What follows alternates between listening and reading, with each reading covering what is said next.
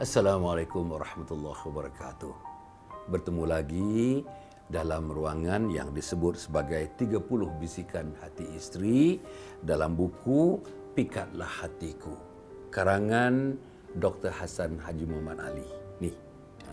Jadi saya harap para penonton yang hormat sekalian, kita dapat meneliti buku ini, kita dapat meneliti video yang kita sedang rakamkan ini untuk menjadi panduan kita.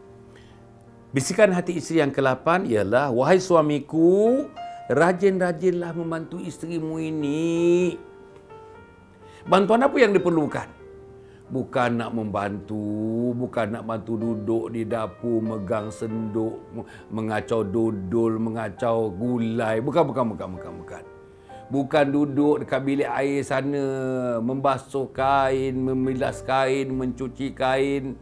Kalau boleh kena buat. Kalau isteri misalnya dalam pantang, kita kena buatlah benda-benda tu. Saya biasa. Bahkan saya mandikan anak saya. Waktu isteri tak berani nak memandikan bayi-bayi itu, yang baru lahir, baru sehari, baru 2 hari. Tapi saya ada belajar sikit, saya tahu memandikannya, jadi saya yang memandikan bayi tersebut. Ini bantuan yang kita dapat beri. Tapi apa yang saya nak sebutkan, isteri kita ni, untuk pengetahuan tuan dan perempuan, berada di rumah, katakanlah isteri yang menjadi suri rumah tangga berada di rumah 24 jam. Berat tugasnya. Tuan bayang anak 4 orang, semuanya di bawah umur 10 tahun. Tuan cuba bayangkan seorang menangis, seorang kencing, seorang buang air besar, seorang menyurut dalam bilik, seorang masuk bilik air, seorang terseradung dengan kerusi menangis, seorang gigi pula tersangkut dekat mana, macam-macam. Letih isteri kita seorang di rumah. Walaupun ada pembantu, tapi letih. Saya tahu, cuba tuan-tuan satu hari ambil cuti jaga anak yang 4 orang tu di rumah, isteri pula ambil cuti keluar dengan kawan-kawan dia, tuan-tuan seorang yang jaga di rumah. Saya rasa kain pun tak terikat. Memang tak terikat kain. Melondeh kain tuan-tuan. Nak menjaga anak 4 orang. Itu baru 1 hari. Bayangkan isteri kita dah melahirkan 4 orang. Dalam masa 10 tahun ada 4 orang. Lebih kurang 2 tahun sekali dia melahirkan anak. Dahlah melahirkan anak, dahlah menyusukan anak, dahlah nak mendidik anak, dahlah nak tengok anak, dahlah nak menyediakan pakaian anak, dahlah nak tengok anak pergi ke sekolah. Berbagai-bagai lagi yang diuruskan oleh isteri. Sebab itu, pembantu rumah ada. Lain, kalau suami yang membantu isteri, lain nilai dia dengan pembantu rumah membantu isteri. Tapi apa nilai yang paling baik untuk membantu isteri? Nilai bantuan yang terbaik. Nilai bantuan yang terbaik ialah bagi rangsangan. Bantu memberi rangsangan. Bantu memberi motivasi. Bantu memberi keyakinan. Bantu memberi confidence. Apa lagi? Bantu memberi bahawa suami isteri kita dalam keadaan-keadaan berduka nestapa, bantu memasukkan unsur keriangan dalam hatinya, keriangan dalam jiwanya.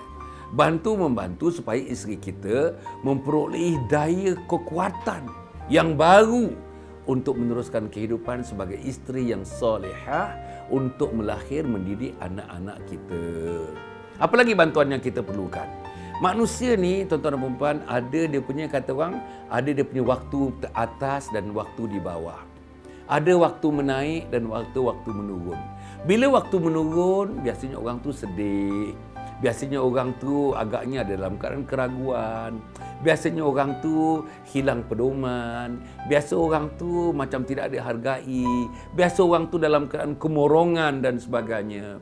Di sinilah bantuan yang diperlukan oleh suami untuk meningkatkan semangat isteri, untuk mengembalikan isteri ke kedudukan asalnya sebagai isteri yang normal, melakukan sesuatu yang normal, menghasilkan sesuatu yang normal, hingga mencatat hubungan kasih sayang dengan suami yang normal. Inilah yang diperlukan. Tetapi selain daripada itu, ini disebut sebagai bantuan-bantuan efektif. AFFECTIVE. Bantuan efektif ni artinya bantuan yang bercorak perasaan, bantuan yang bercorak kejiwaan, bantuan yang akan memberikan ketenangan, bantuan yang akan memberikan harapan, bantuan yang akan memberikan, kata orang, semangat baru kepada isteri untuk menjalankan tugas keisteriannya, untuk mengurus rumah tangganya, untuk mengurus anak-anaknya, untuk mengurus segala perkara yang diamanahkan oleh isteri, oleh keluarga itu untuk ditangani oleh isteri. Maka dengan itu, tuan-tuan dan puan, saya mengharapkan supaya suami sentiasa jangan menyalahkan, jangan menimbulkan selalu kelemahan isteri. Tolong, rajin-rajinlah membantu isteri. Jangan, maknanya bila kita ada masa ke lapangan, pergi ke dapur, kita pergi ke dapur. Pergi ke bilik air, waktu dia nak membilas kain, kita pegang satu hujung kain, kita dia pegang satu hujung kain, bilas bersama-sama, perah bersama-sama. Kalau boleh ada masa dia menjemur, kita jemur, dia jemur. Dan ini dia, lipat kain bersama-sama. Ini rasa saya, kalau kita tengok dalam cerita hikayat Nabi Muhammad sallallahu alaihi wasallam, cerita riwayat hidup Nabi, Nabi sentiasa membantu isteri-isterinya, sentiasa ke dapur. Nabi masak, Nabi buat roti sendiri. Kan Nabi mencanai roti. Kalau Nabi boleh melakukan atas sifat kenabian dan kerasulannya, apalah kita ni, manusia kita ni, kalau kita tidak pandai membantu isteri untuk meringankan beban. Sama ada beban fizikalnya, sama ada beban emosinya, sama ada beban mindanya, atau sama ada beban yang ditanggung sebagai seorang isteri, sebagai seorang pengurus dalam rumah tangga yang sudah tentunya banyak saluran-saluran bantuan yang diperlukan terutama daripada manusia yang namanya suami. Oleh itu, wahai suamiku, rajin-rajinlah membantu isterimu ini. Cukup setakat itu. Wassalamualaikum warahmatullahi wabarakatuh.